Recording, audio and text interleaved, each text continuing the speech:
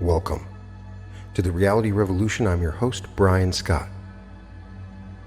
Today's episode is dedicated to the principles of reality creation being applied and the subtle lessons that are involved in that. If you followed my channel for the last 1,400 episodes, then you know that we have developed some key principles and laws and ideas and techniques that we can follow that will allow us to experience alternate realities, parallel realities. We can quantum jump into vast new universes of experience. The tough thing about it is, for many people I talk to, particularly that follow my channel, they struggle in believing that it's even possible. I talk to people regularly that are still in that stage of not even believing that their thoughts are things, even though they've listened to thousands of episodes on the law of attraction and how to create your reality. Many are openly and freely experimenting with these techniques and not having any success. Why is that? Why am I encountering so many people that are struggling with this idea? Yet every author tells us it's true. I tell you in my own experience it's true. And I've met many that have experienced this. Is this a power that is limited only to a few certain people? Or can anybody do it? My argument to you is that you are already doing it. But if you want to consciously, with intention, change your life, change your reality, change the world that you live in, and manifest all of your dreams, then you must apply these principles and understand these important concepts. We've developed some ideas of these principles. We must believe completely and wholeheartedly in the reality that we want to create.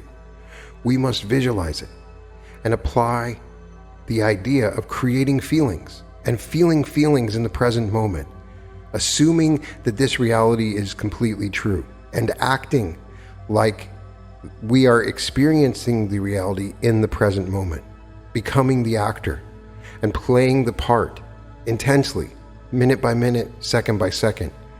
And in doing so, we end up in a new reality. The poor man can become a billionaire simply by assuming that this reality is true. But why aren't we seeing this on a large scale? Well, it is a complicated art. It is an art form to manipulate your reality with your very mind, thoughts, and actions. You don't need any money. All you need is your thought. And this is the most valuable resource that you have, for it is the coin of heaven. Every thought that you think is creating a reality. But many of you don't even believe that, although you can see that it's true if you look closely at your own life. So we must begin by learning what is the source of this energy that we're using. Reality creation is not trying to make yourself believe something that is not so, but it is based upon truth. It is to change your beliefs so that you can recognize and accept the truth. The truth is that you are the expression of infinite mind, that within is all of the potential of God, all of the creative energy of the universe. This is the truth. When you reach outside of yourself for that which is within you, it is very obvious that you do not believe that it is within you. Therefore, your application of reality creation techniques must change your belief so that you stop this almost ceaseless looking for things beyond or outside the self, and recognize that with the self there is all wisdom, all intelligence, all power, and all life. Your application of reality creation principles is the affirmation of this truth. You can start with affirmations. Affirmations work not upon the infinite mind, because the infinite has already operated and established its work. Your affirmations, intention statements, goal statements, whatever you want to call them, operate upon you. They break down the resistance within you and eliminate false concepts.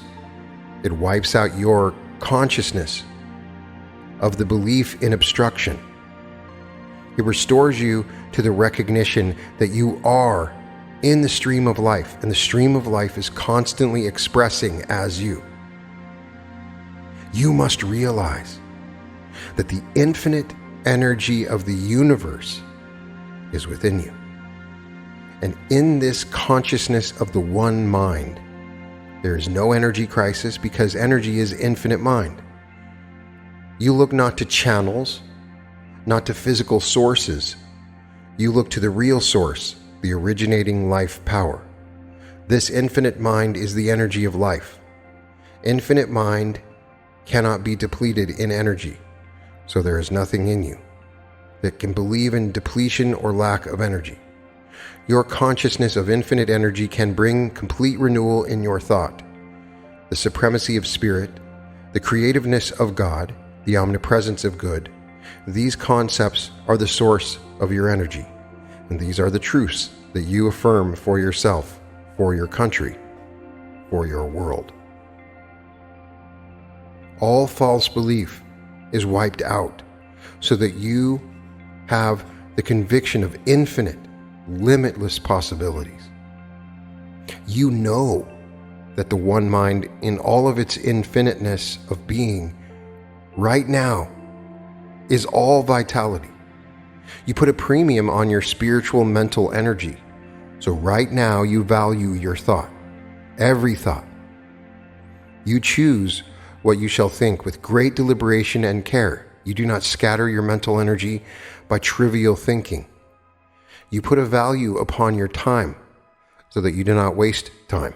For there is nothing anywhere in life except the energy of mind. You are that mind, energized, in perfect action, doing its perfect work, knowing its perfection of being. In this consciousness of the one source and the one supply, there is no panicness anywhere, because the one mind in its infinite being does its perfect work and reveals that which it is. Infinite energy, infinite mind, inexhaustible strength, limitless power. This is the truth of being, and this is you. You are not the experience. Keep yourself detached from the conditions around you. This is not important. The self is never part of the experiences which you may have. It is your absolute being, God manifesting as you, mind knowing itself as you. We've learned this from listening to 3 Magic Words and the I Am discourses recently on the channel. I read those entire books for a reason, so that you could come into this understanding that mind knowing itself as you is part of this process. All cause originates in the mind. Conditions are reflections of states of mind and have no cause of their own. They are effects of mental action. They have no authority over you. Their only power rests in what you believe about them. Since cause is in mind, detachment is necessary for the full power to manifest in the cause. This does not mean that the experiences do not exist. They do, like the garment you wear. You put it on or take it off. The power is in your consciousness, not in the garment. Reality creation shows that the power is in your mind, that you think of yourself as mind creating reality. This causes things to happen on the outside. You apply the full creative power at the creative point, the mind. Thus you act not as a physical being, but as a mind. Your consciousness is centered here, not in the physical awareness. As your belief accepts this truth, you are in a position to take charge of your reality. When you want to change a condition or heal an appearance, detach yourself from it. This reduces the importance of the situation. Do not deny that it exists. Denial never works. Detach yourself from it. Look at it as the neutral observer. It is not you any more than the suit is you, or than the sickness is, or than the financial limitation is. It is not you, but there is a relationship between the experience and you. If you believe you are the experience, you have no basis for changing it. You are not the experience. You are having an experience. Believe in your ability and recognize your developed talents. Keep faith in yourself. There is a right place for your ability to express and for your talents to be appreciated. Keep faith with yourself, because until you keep faith with yourself, you cannot keep faith with people, and people will not keep faith with you. Are you keeping faith with yourself? Be honest with yourself. If you're not, it's okay, I forgive you. But you need to have faith in yourself no matter what your situation is. It is easy to recognize the individual who has faith in himself or herself. This person is not overconfident or arrogant and not humble either. There's a sense of assurance, a positiveness that is not overbearing, a demeanor that inspires you. You recognize that such a person knows who he or she is, knows what's going on, and knows how to attain goals. Build up faith in yourself by believing in your true ability. I'm telling you, it's there. Believing in your capacity to grow. Believing that you have a mission. You have something to do, something worthwhile to accomplish, something amazing, something incredible. You're just as necessary to the infinite as the infinite is necessary to you. But you must know all of this and keep faith with these ideas. When you know there is a purpose in what you do, you can never feel let down. Don't break faith with yourself. Believe in your power. And even when you do not consciously see how things are going to work out, keep faith with yourself. I do not ask to see the distant scene. One step enough for me. It is this one step that establishes your faith, and it is taking one step at a time that shows you keep faith with yourself. No matter how many people may doubt you, don't doubt yourself. No matter how many people may seem discouraged or try to discourage you, don't break faith with yourself. Infinite mind reveals to you the rightness of your place, and at the center of your being, this infinite mind whispers your name. You are its image and likeness. You are its infinite expression. Infinite mind reveals to you that which you are. Keep faith with yourself, and the world will keep faith with you. Each person's belief is the law of his or her expression. Each person's belief is the reality they exist in. Your belief is your reality. It establishes the pattern through which all of a person's experiences appear. You may have many subjective beliefs that operate below your threshold of awareness.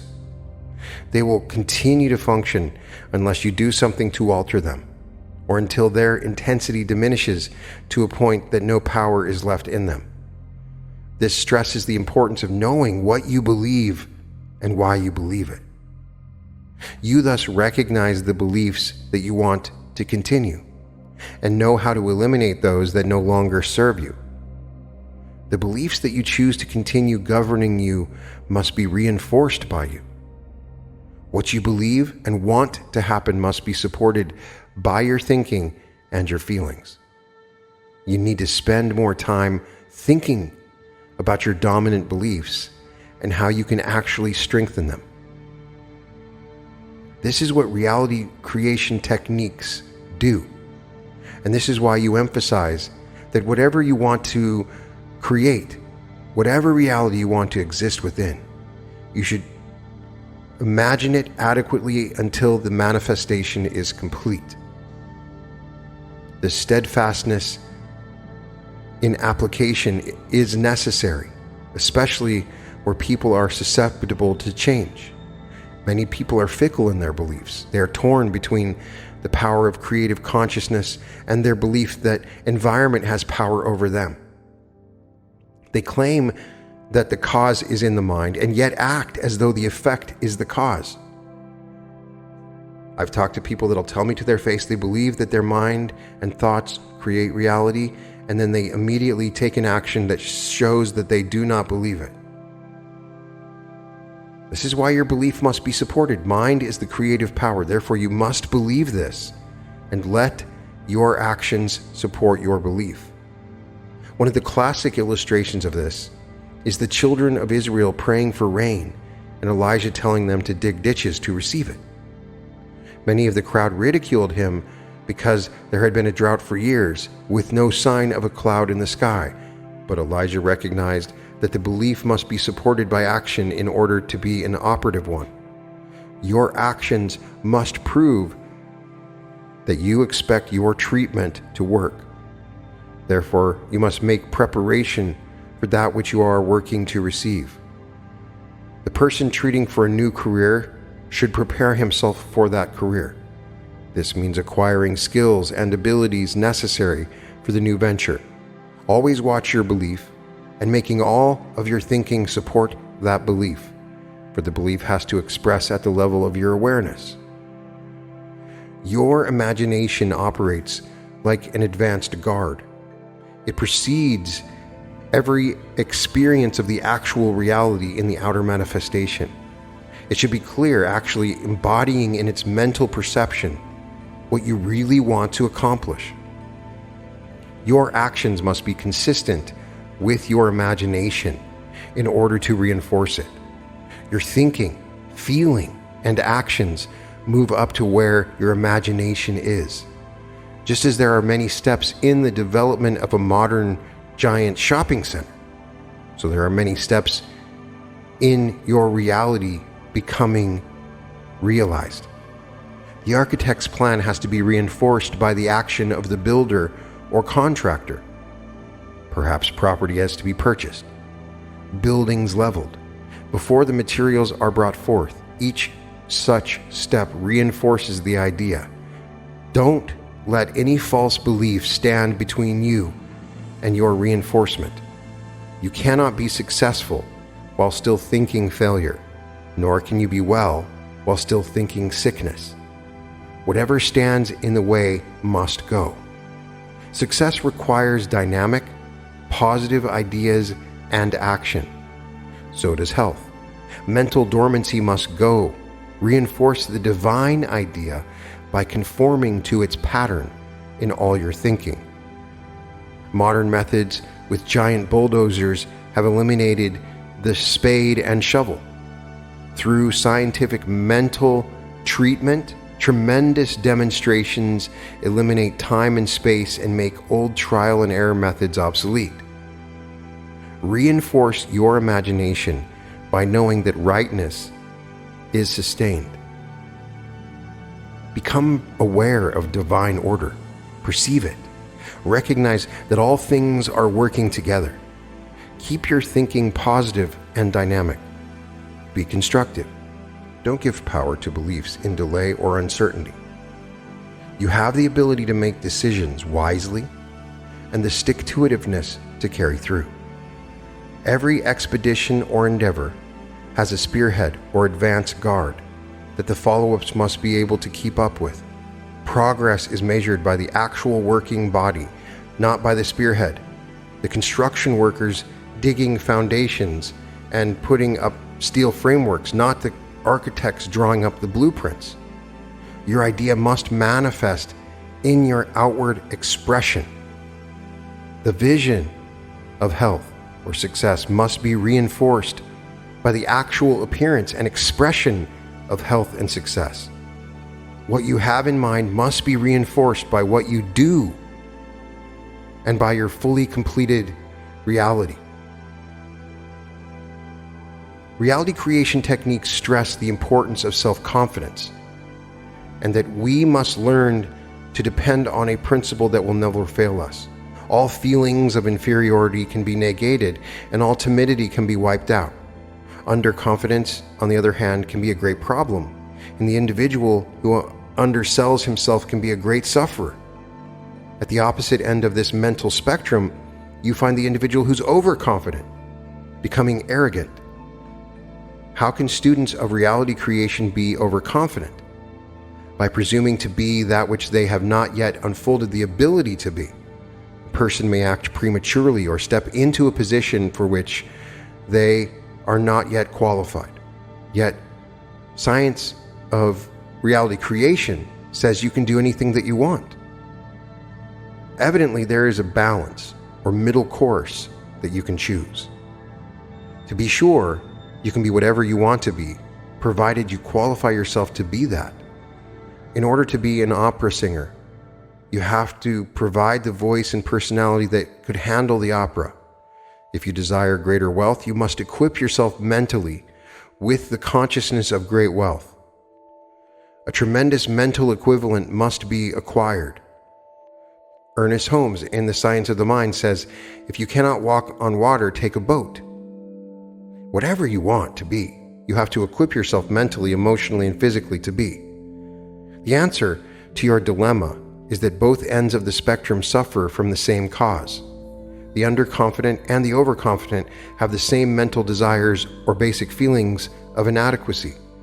The underconfident person shows lack of initiative. The person expects to be forgiven for not making the better progress. Oh, you can't expect more for the poor dear. The overconfident person tends to show out a smokescreen to prevent people seeing his or her own feeling of insecurity. Your answer then is, you are God mind consciously expressing itself. Your thought must function on the God level, which means that your God awareness establishes the equivalent of God awareness in your expression in the outer world. True confidence means that you deliver the goods. When you state that you will succeed, you know that you will succeed because you will put into your world of expression all the endeavor necessary to bring that success to pass. To some, life seems to be a series of repeats, with people called back to complete what they should have done right the first time. A comprehension of the situation involved reveals ways and means for doing it right. This attention is a now quality, applying your thought at the point where you are. No sense of time enters, no past and no future. The awareness of the present moment gives your attention its power. Don't let your mind lapse back to something that happened 2 hours before, nor jump ahead to what you're going to do tomorrow. Become completely aware of who you are right now, the reality of this moment. Check out my episode on finding prosperity in the present moment. Your true self-recognition is the universal mind knowing itself as you. There is no thought of growth or progress and no thought of what has to be accomplished, but an identity of the self with infinite intelligence at this very moment, right now, while I'm talking to you now. In consciousness, you are not getting ready to do something, nor trying to work something out. Your full attention is focused on the realization that the one mind in you now knows all that you need to know, and that its right knowingness is instantly manifest as immediate right action in your life. Recognize the greatness and immensity of this one mind within you. It is truly omnipotent because there is nothing it cannot bring about. It dissolves erroneous beliefs. It wipes out frustrations. It brings such great illuminations to your mind that you really see your individualized world as divine, as godlike. Throughout the ages, men and women have experienced instantaneous healing. The most brutal and persistent persecutor of the Christians, Paul, was suddenly struck by the overpowering presence of love and immediately became one of the greatest backers of the new religion. He was instantaneously healed of bigotry. People have known to drop limitations like a lightning flash. All of us are instantly healed when we accept the immensity of this power within us. it makes its greatness felt by the person healed. All of these instances reaffirm that when you rise in consciousness and recognize that you are one with all-powerful mind, the perfection and wholeness of this mind right this moment can become your experience. This awareness of nowness is called instantaneous healing. Since universal mind is infinite, intelligence constantly produces new concepts to be acted upon. Every experience can be transcended.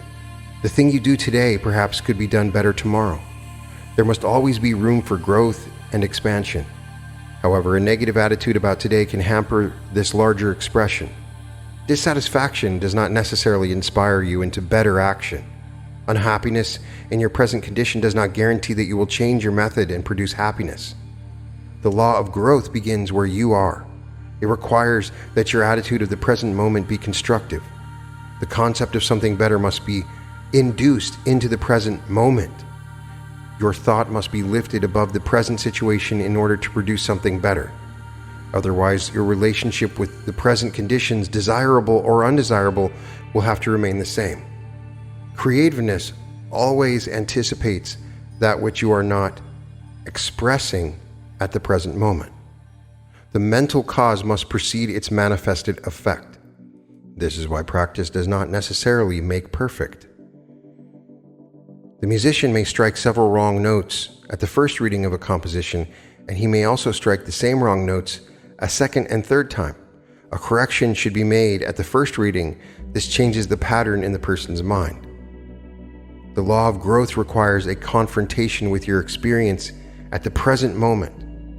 Evasion, whether it be self or otherwise, is one of the greatest obstructions. But equally, delay is emotional indignation over failure or inability to rise above a condition.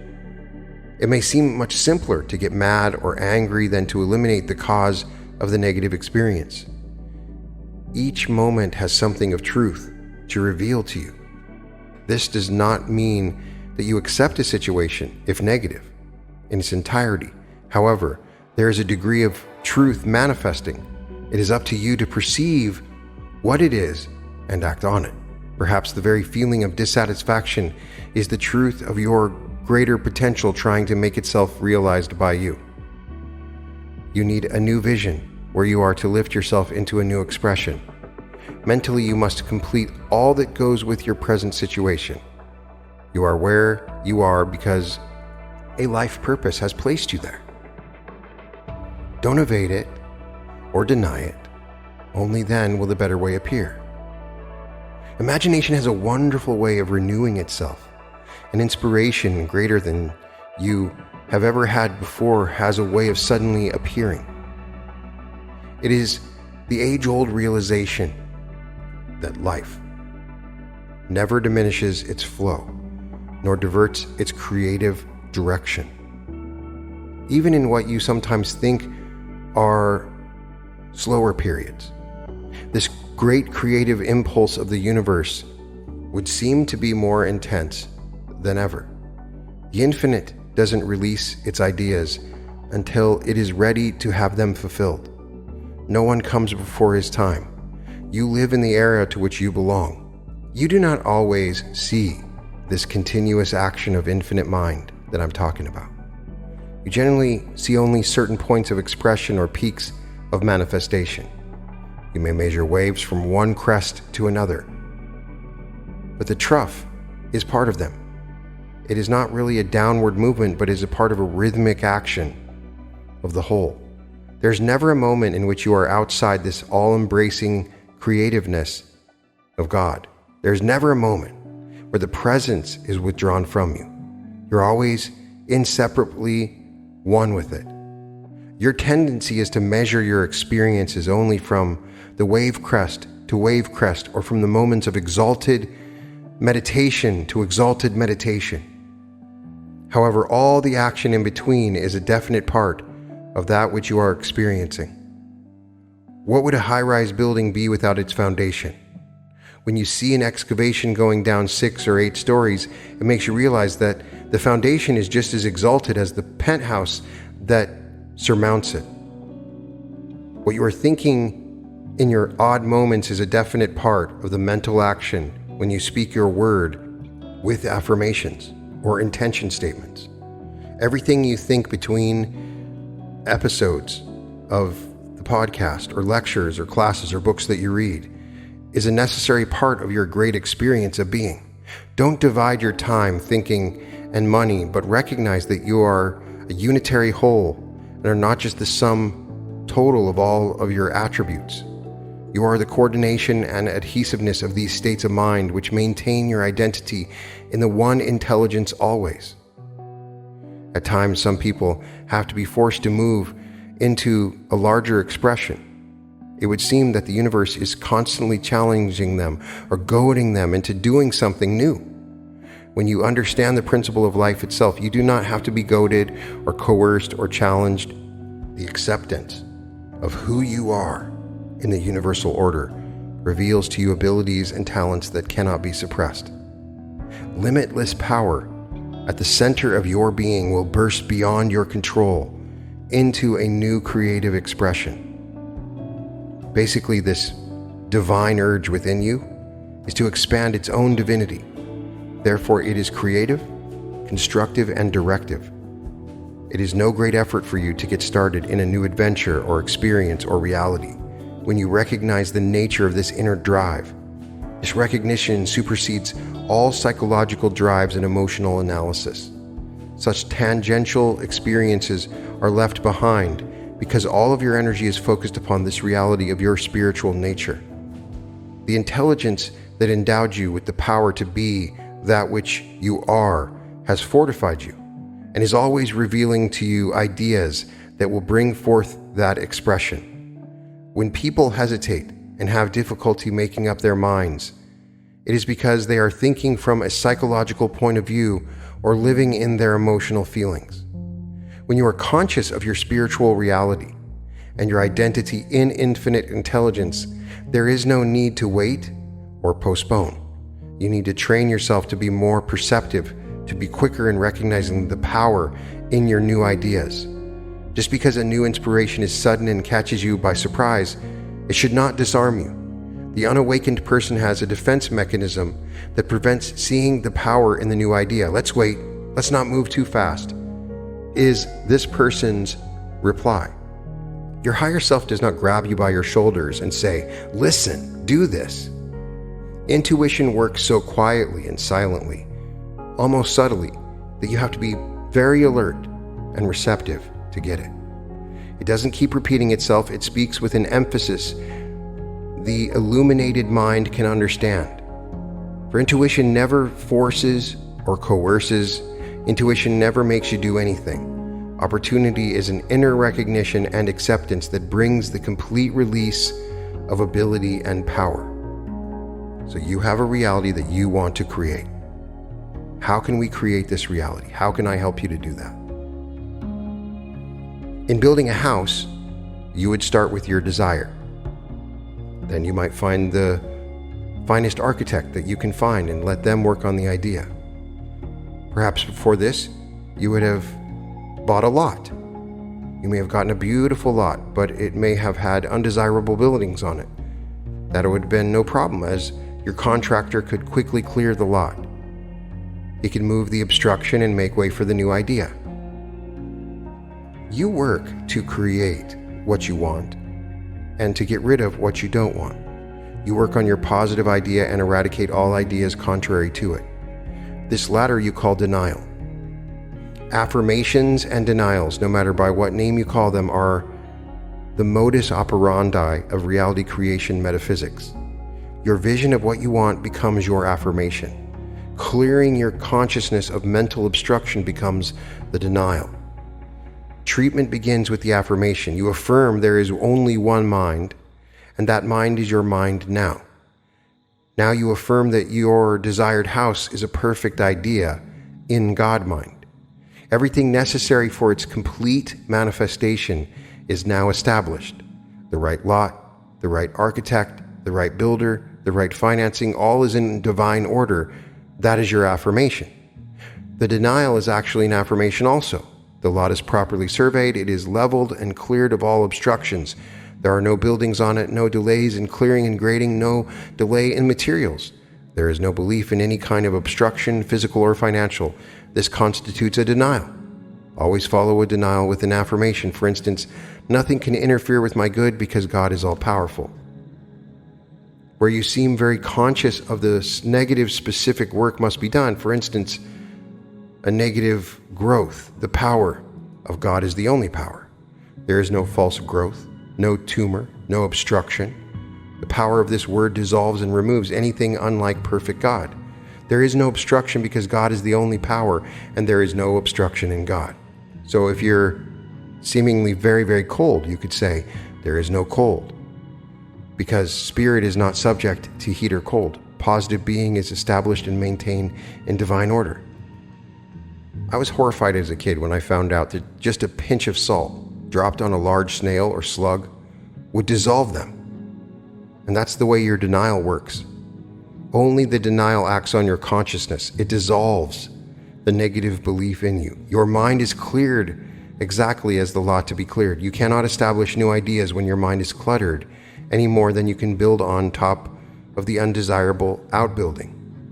Another example of affirmation and denial. There is no procrastination and no one to believe in it. For God is always on time and always where God wants to be when God wants to be there. Don't neglect your denials, especially when a negative appearance seems to be there. Its visibility implies negative belief. You remove the outer by dissolving the belief that caused it and amplifying up completely the perfect idea.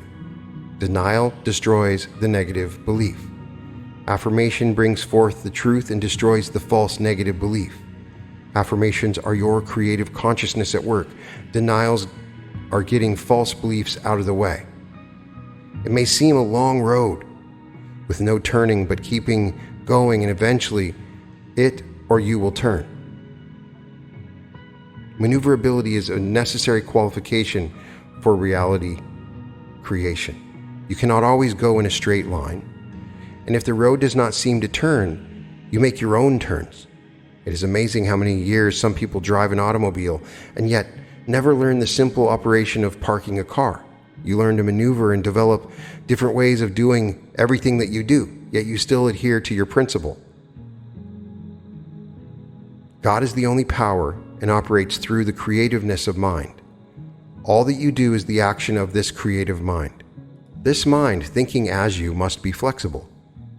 It not only creates unpredictable experiences, but is called upon to act in all kinds of unanticipated experiences.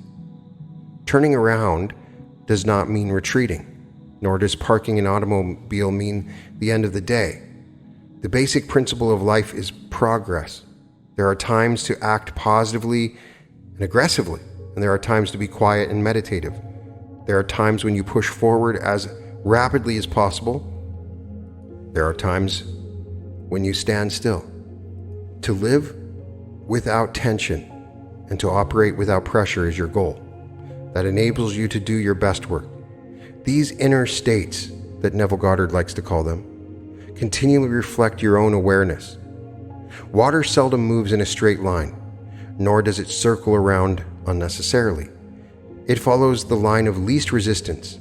Your greatest problem in life is to get rid of the resistance, beliefs that resist progress and change towards the reality that you want to experience. Habits that have so gripped you that you forget how they were originally started. Change, just for the sake of change, is not always constructive. Principle itself does not change. God, divine principle, infinite intelligence, is eternally the same. The expression of infinite principle is constantly undergoing change, but its action is always constructive. Its changes reflect a larger concept whose time has come. It is an expanded awareness projecting itself as larger opportunity.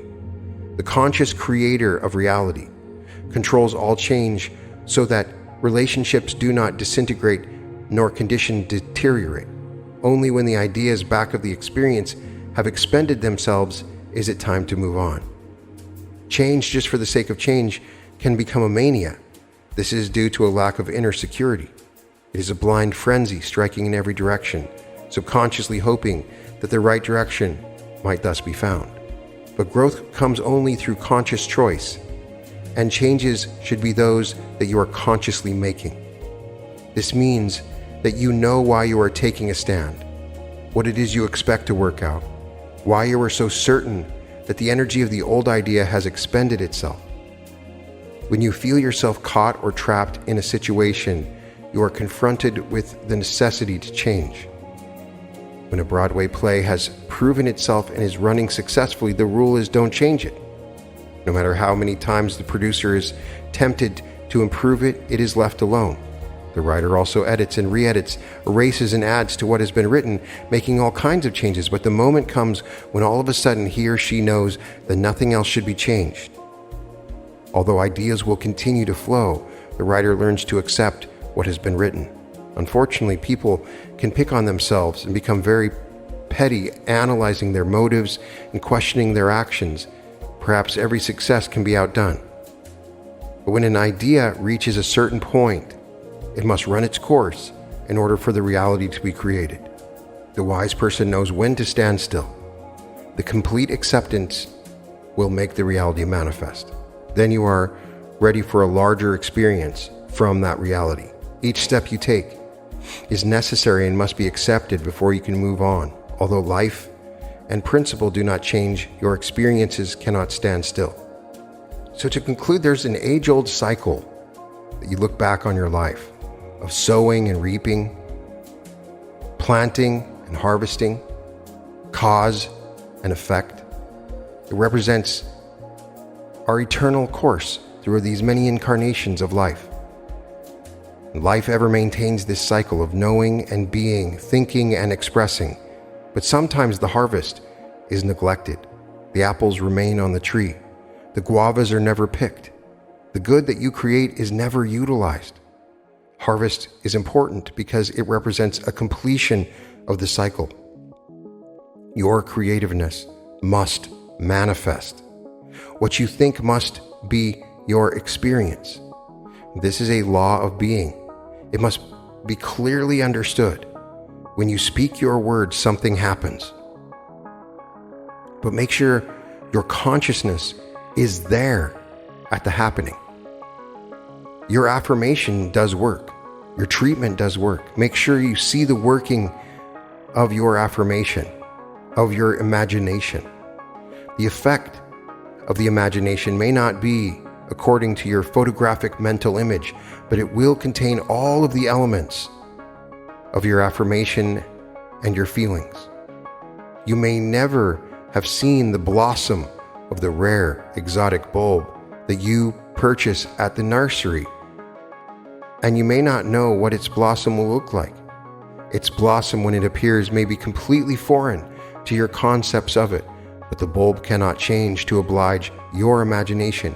It has a law within itself, and therefore must produce according to its own law of being. The same is true of your reality creation. Each time that you use your imagination, visualize, feel, and experience, and assume the reality you want, it is working within laws that cannot be broken. This took me a long time to learn, and that's why you'll find that I'm focusing many episodes on the many universal laws so that we can understand them fully, because these are algorithms that determine the way that our reality is created. An intelligent understanding of reality creation will prevent disappointment. You must recognize what must go into your reality creation practice, what goes into your meditation to bring out that which is desired. Therefore, you learn to use affirmations and your imagination so that they include what is consistent with your desire and what does not violate the nature of this technique itself. This understanding will simplify your ability to create reality. The law doesn't work because of your profundity. The law is a very simple one. As you think, believing, and accepting, the creative cause is established and the effect will follow. Put into your affirmations and thoughts what you want to come out of it. Give it in peace harmony and joy because you want peace, harmony, and joy to come out of it. Successful reality creation brings successful fulfillment, not as reward, but as an inevitable consequence. The farmer is not rewarded for his faithfulness, but the cycle is fulfilled. What he sows, he reaps. This is the wondrous manifestation of law and the fundamental principle of reality creation applied. You can find all episodes of The Reality Revolution at therealityrevolution.com. I have a few meditations you can purchase there. I'd love it if you checked out my art. You can find it at www.newearth.art. And welcome to The Reality Revolution.